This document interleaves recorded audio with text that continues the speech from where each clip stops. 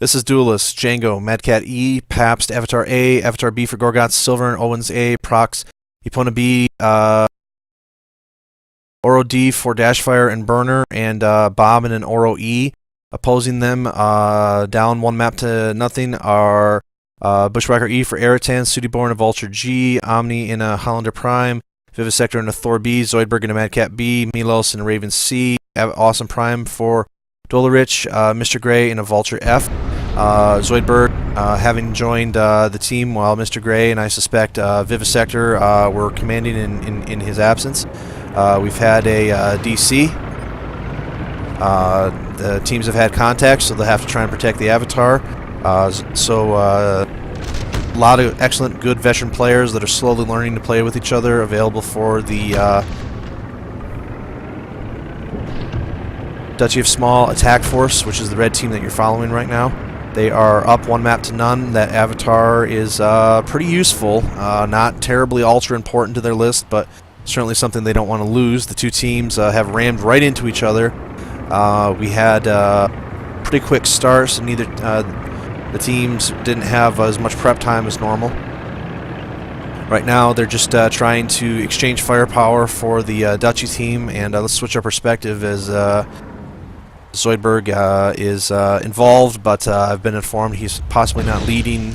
Drop commanding as normal for the ELH team, which is playing as the neutral planet defenders of the planet that's being attacked by Duchy of Small, which is Acama.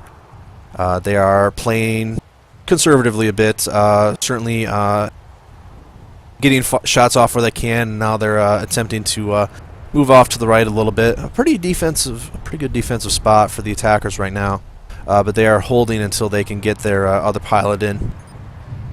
The other pilot will be allowed to get back to their mech if the thing does not despawn or get destroyed beforehand. Usually is drop commander's preference on whether or not they want to shoot the empty mech.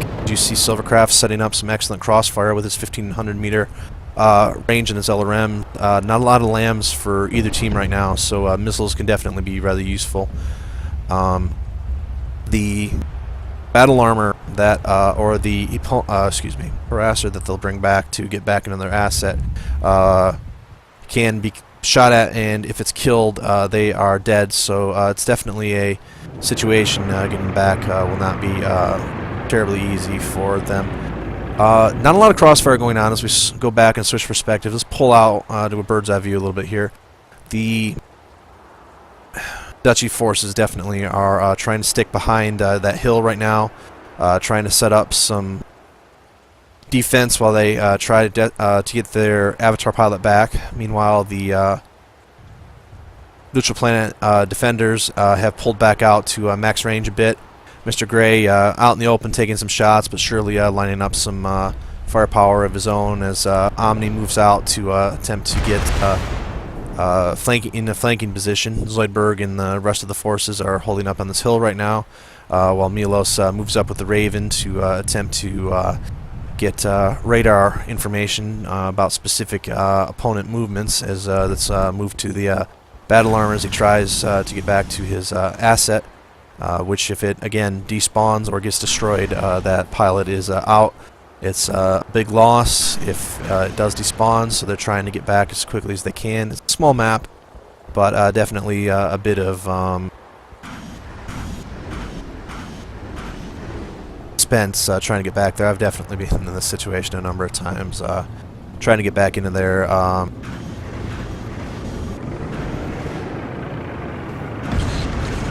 It's taking hits now, a couple of hits, gets back. Gotta be careful there, you don't want to get stepped on. Again, your battle armor only gets one attempt to get back. Gorgoth gets back, so now the attackers have the ability to move at full force.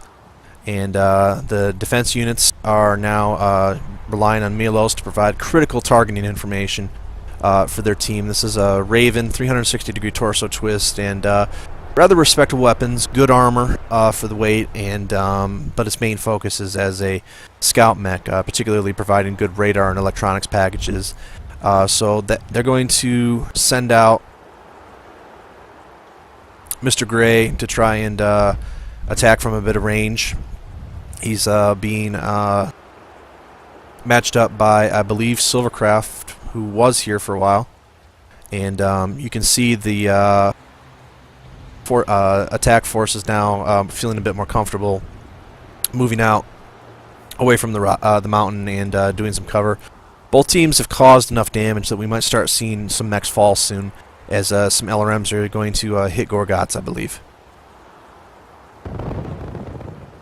Pretty tank heavy, vehicle heavy for the attack forces. You definitely have a number of mechs in there, obviously, but they certainly brought a couple more vehicles than the, I believe, all mech or mostly all mech force for the defense forces. Burner and Felixes trying to make sure that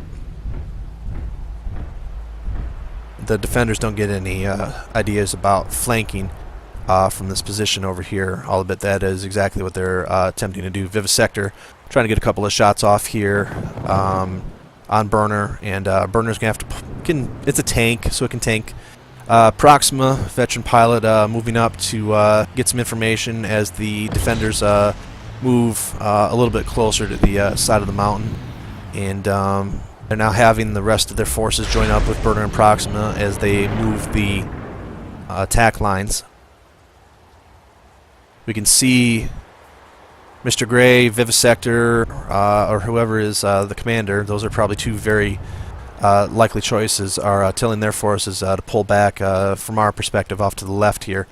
And both teams playing very conservatively right now. They both have long-range firepower, and they're trying to utilize that right now. I would say skill-wise the teams are rather balanced. The advantage for organization traditionally has been with the defense forces. Perhaps a couple more individually skilled pilots for the attackers, but I believe that we're watching a very enjoyable and balanced match right now, which is what we always strive to do in our event. So we're going to watch Vivisector attempt to jump jet up a bit, get a couple of shots off, and not take too much damage himself. An excellent job by Vivisector, utilizing his ATMs and Gauss to peek, and that's an art form, really, jump sniping. Vivisector, watch, will only put enough juice on there to get up to get his shot and get back down, so he doesn't have a number of things shooting at him. So you see Bob and Omni trading Gauss fire and PPC fire. They've split their forces a bit here, which is something they feel comfortable doing at times, and for the most part the attackers are also doing the same thing, committing a couple of forces over there. I recommend that you check out the Burner and possibly Django recorded videos of this when they're available later at twitch.tv/Burner77 and Peter Lustig. Search that or check the Chaos March channel, because they're going to have in-mech perspectives, and I'm certainly trying to provide a good video for you, but sometimes it can be interesting to see it from different perspectives and multiple angles as we continue to follow Vivisector and Omni continuing to try and harass their opponents. And let's go ahead and switch our perspective a bit now to see what the attackers are up to. As Django is deciding he likes his chances taking on Vivisector, and so he's going to move up in his Madcat A with dual UAC-10 and dual ERPPCs. He's now seeing that Omni's there to support him, so Django's going to pull back a little bit. Silvercraft has the most range of anybody on the field, but also some of the weakest armor. His internet connection at times doesn't always hold up as well as we have our first death, I believe. Negative. So he's traveling slowly, and unfortunately the way he's moving he may be having some connection issues. Luckily he's in an asset that should be able to recover pretty well. Yes, he's definitely having doesn't have full control over his mech right now, so he's doing what he can. That's just the nature of the game sometimes. We have a worldwide player base right now. Players from Asia, players from North America, definitely players from Europe, and we're having luckily for Silvercraft, he's in a position where I don't believe they can recognize that he's an easy target, as Vivisector and Omni continue to be spread rather wide out. Zoidberg and the main forces are out there, and Sudibor, wow, on the other end of the map attempting a flank with Mr. Gray. This is a high-risk, high-reward situation. for these vultures to move in and set up some crossfire, but if they are not careful, they will take some significant damage. A very, very risky move. They send two of the most experienced pilots to maneuver it. Paps can in very, very much danger of dying here. But this will... they're going to get Paps. I'd be very surprised if he gets back. He has good support from the tanks, but those LRMs are going to add up very quickly. And Pabst has maybe one or two more hits that he can take before he's going down. The flank works rather well. This is definitely taking the attention of the main forces, so Zoidberg or whoever's in charge over there will be able to move the main force in any direction that they wish. Right now, Burner, Felixes, Dashfire, and Bob like their chances, and they are going to completely focus on Mr. Gray and Sudibor, as Papscan, whose Felixes' name here, is going to lose a side, and there goes the death. So as expected, Paps does go down, and you can see that it was their flanking forces, Zoidberg moving in with the main force, and now they need to take out Sudibor and Mr. Gray while they have an opportunity to, because the main forces are incoming quickly. A very risky maneuver, but one that pays off, at least so far. As Bob is 2-on-1 here, and in a tank, however, so he might be able to take out Gray, but he is going to be hit hard and will be taken down himself if he doesn't get enough support here from Dashfire. Bob hitting as hard as he can onto Sudibor and Bob. I love this matchup right now, but you can see that Bob's escort goes down, and he needs to take out Sudibor, and whatever remaining forces are out there for the attackers. They're going to have to utilize an excellent battle plan in order for this to pull off, because now Bob is going to be hit hard, and if he can't take down Sudibor, yes, the advantage, if this match is not already over, which it is, Django, in a Mad Cat, Dangerous, Silvercraft, and the Owens can kite, but that maneuver, just that and what we saw off-screen, what we didn't see off-screen, has taken this battle in a whole different direction. Remember, Silver was having a couple of connection issues earlier, so he may not be able to actually fight back here. So we may just be utilizing time. And speaking of time, wow.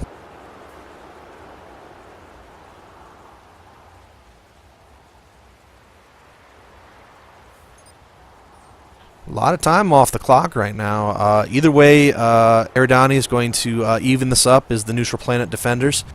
Acama will be in a tie. One win for the attackers, one win for the defenders.